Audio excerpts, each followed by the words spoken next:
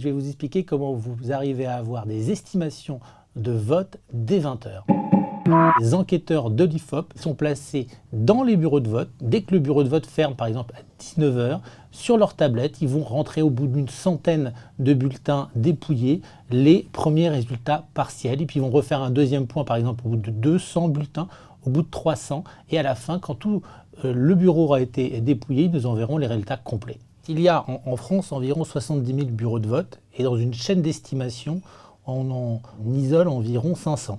Et ces bureaux de vote, ils doivent être représentatifs de trois choses. D'une part, sur le plan géographique, on doit respecter le poids de la France en termes de région ou de taille d'agglomération, c'est-à-dire si on est dans des communes rurales ou urbaines.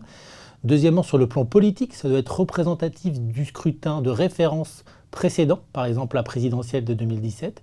Et enfin, on va veiller aussi à ce que ces bureaux soient représentatifs en termes d'horaire de fermeture, vu qu'il y en a qui ferment généralement à 18 h, 19 h ou 20 h. Donc les premiers dont on dispose, c'est les bureaux électroniques. Et là, on a directement des résultats complets. Ensuite, on a les bureaux de vote qui ont été dépouillés les plus rapidement. Ça commence autour de 19 h 10 à 19 h 20, 25. Et là, on a donc la chaîne d'estimation, l'algorithme qui commence à travailler sur la base de ces premiers bulletins. L'algorithme de l'IFOP, il prend en compte au fait plusieurs éléments selon en fait la configuration, selon le type de bureau de vote qui rentre actuellement, si c'est des bureaux ruraux, si c'est plutôt des bureaux de gauche, des bureaux de droite. Cela nous permet de projeter au final un résultat qui devrait être celui-là, même si bien sûr on n'a pas encore l'ensemble des bureaux de vote fermés. À quelle heure on a des premiers résultats fiables? C'est un peu la question à 100 000 € que tout le monde se pose et que tout le monde nous pose lors d'une journée de vote.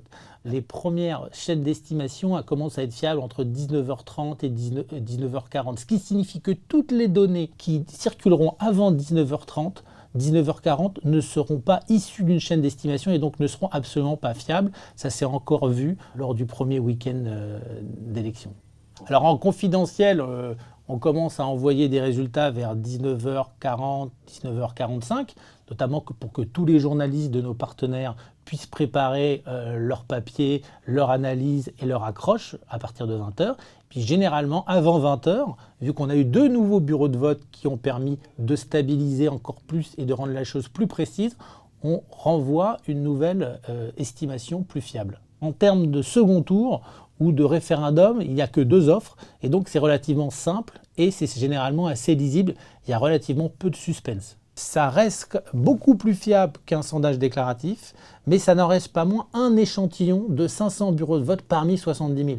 Donc du fait que c'est lié à un échantillonnage, il y a toujours une petite marge d'erreur qui fait qu'on peut avoir des surprises. Mais sur les seconds tours, on n'a quasiment jamais de surprise.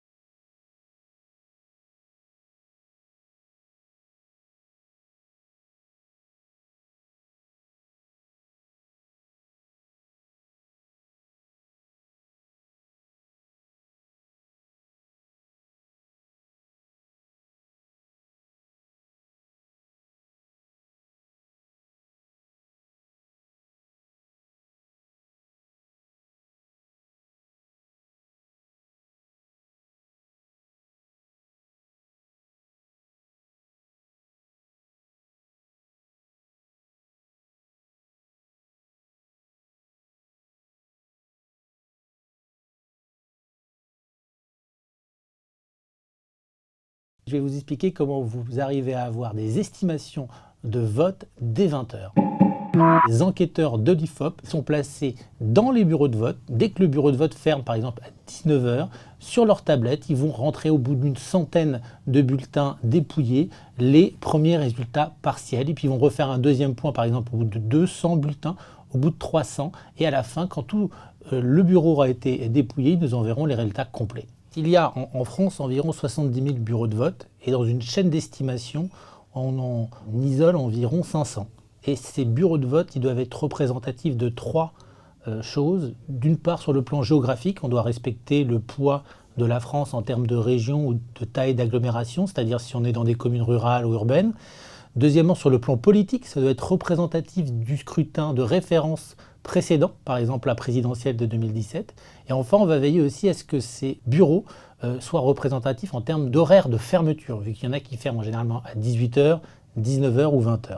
Donc les premiers dont on dispose, c'est les bureaux électroniques. Et là, on a directement des résultats complets. Ensuite, on a les bureaux de vote qui ont été dépouillés les plus rapidement. Ça commence autour de 19h10 à 19h20, 25.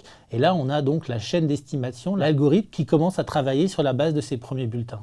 L'algorithme de l'IFOP, il prend en compte plusieurs éléments selon la configuration, selon le type de bureau de vote qui rentre actuellement, si c'est des bureaux ruraux, si c'est plutôt des bureaux de gauche, des bureaux de droite. Cela nous permet de projeter au final un résultat qui devrait être celui-là, même si bien sûr on n'a pas encore l'ensemble des bureaux de vote fermés. À quelle heure on a des premiers résultats fiables? C'est un peu la question à 100 000 € que tout le monde se pose et que tout le monde nous pose lors d'une journée de vote. Les premières chaînes d'estimation commencent à être fiables entre 19h30 et 19h40, ce qui signifie que toutes les données qui circuleront avant 19h30, 19h40 ne seront pas issues d'une chaîne d'estimation et donc ne seront absolument pas fiables. Ça s'est encore vu lors du premier week-end d'élection. Alors en confidentiel, on commence à envoyer des résultats vers 19h40, 19h45, notamment pour que tous les journalistes de nos partenaires puissent préparer leurs papiers, leur analyse et leur accroche à partir de 20h. Puis généralement, avant 20h, vu qu'on a eu 2 nouveaux bureaux de vote qui ont permis de stabiliser encore plus et de rendre la chose plus précise, on renvoie une nouvelle estimation plus fiable. En termes de second tour ou de référendum, il n'y a que 2 offres et donc c'est relativement simple et c'est généralement assez lisible. Il y a relativement peu de suspense. Ça reste beaucoup plus fiable qu'un sondage déclaratif, mais ça n'en reste pas moins un échantillon de 500 bureaux de vote parmi 70 000. Donc du fait que c'est lié à un échantillonnage, il y a toujours une petite marge d'erreur qui fait qu'on peut avoir des surprises. Mais sur les seconds tours, on n'a quasiment jamais de surprise.